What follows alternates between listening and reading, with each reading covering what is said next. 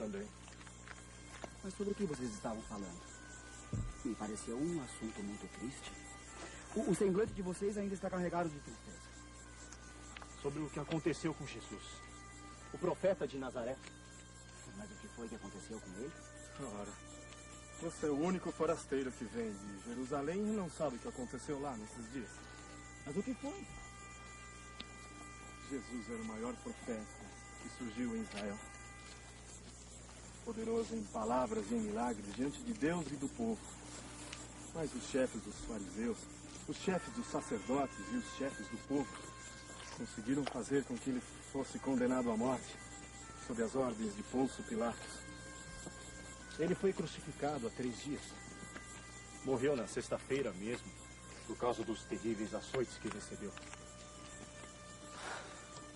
Essa foi a pior Páscoa da nossa vida.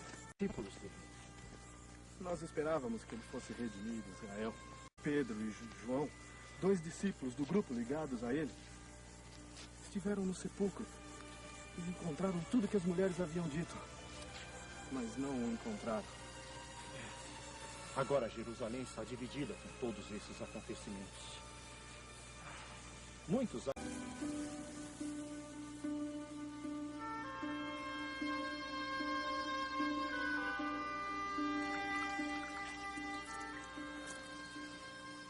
É bem verdade que Jesus sempre falou que no 3º dia iria ressuscitar. Mas hoje é o 3º dia e até agora ninguém o viu. E as mulheres? Elas não ouviram? Disseram que sim, mas é difícil acreditar. Elas estão muito perturbadas por tudo que aconteceu. E você sabe, mulheres são mais frágeis. Para elas é bem mais fácil enxergar fantasmas e espíritos. Vocês são judeus? Certamente. E frequentam a sinagoga regularmente? É claro. Vocês eram discípulos de Jesus e ouviram os ensinamentos dele? Sim, mas por que você está falando tudo isso? Porque eu estou admirado de ver como vocês são lentos de coração e não enxergam o que está à sua frente. Como assim? Todos os profetas e toda a lei que vocês ouviram na sinagoga prepararam Israel para a vinda de Messias. Ele veio e vocês não o compreenderam. Sim, mas então explique-nos melhor. Vocês conhecem o livro dos primórdios? É claro. É o livro que fala da criação do mundo, de Abraão, Isaac, Jacó. Isso mesmo. Nele nós lemos que o homem foi criado à imagem e à semelhança de Deus, com toda a beleza e dignidade de filho de Deus. No paraíso, o homem vivia na sua presença. Caminhava com ele. Olhava para sua face. Permanecia ali, vivo. Era uma felicidade perfeita.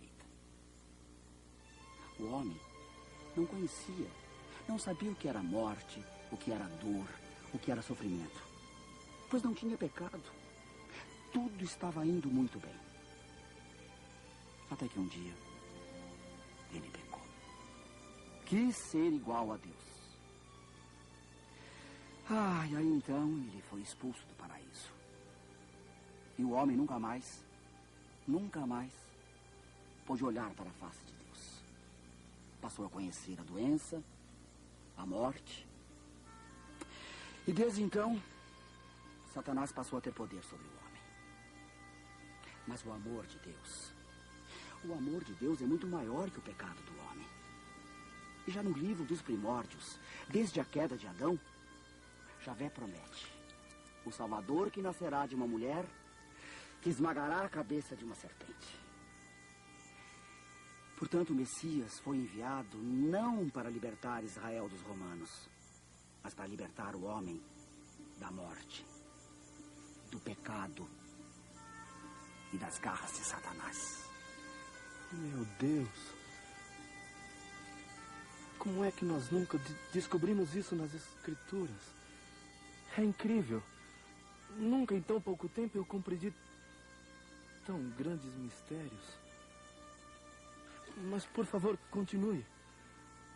Expulso do paraíso, o homem teve que ganhar sua vida com o próprio suor do rosto. Mas ele não podia viver sem Deus, porque fora criado para Deus.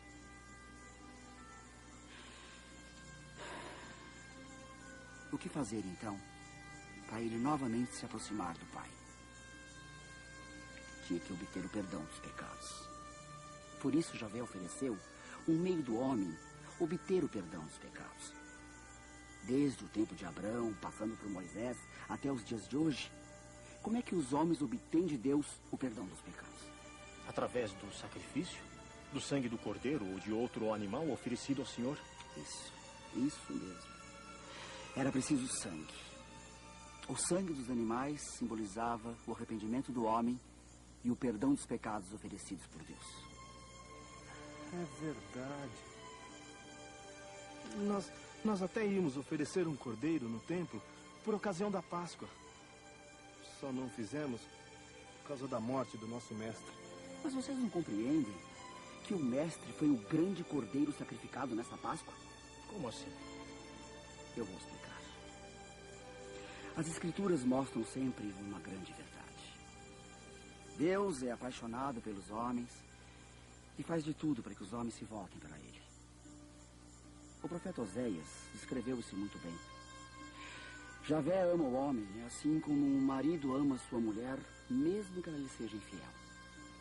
Assim era preciso que os homens se voltassem para Deus de uma vez por todas, sem pecado. E não precisasse mais ter que oferecer sacrifícios.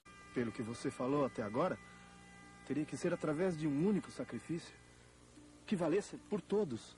Isso, exatamente isso. Um único sacrifício que retirasse para sempre a culpa do homem diante de Deus.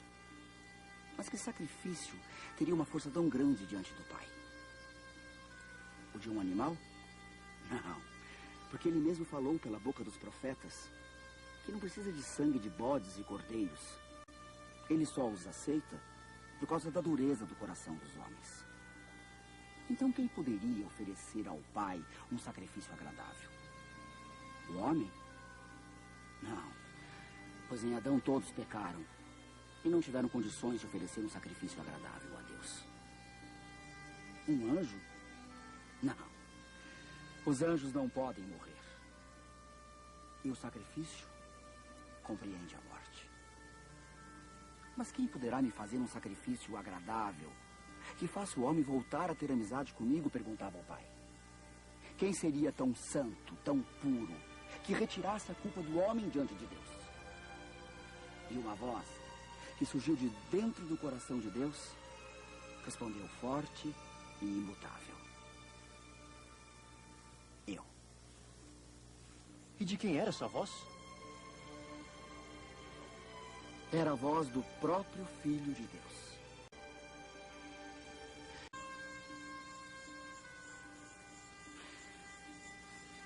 Por isso, meus irmãos, era preciso que o Cristo sofresse, que ele fosse entregue nas mãos dos homens e derramasse seu sangue para a remissão dos pecados. Ele teria que ser sacrificado na Páscoa, como um cordeiro sem manchas, agradável a Deus.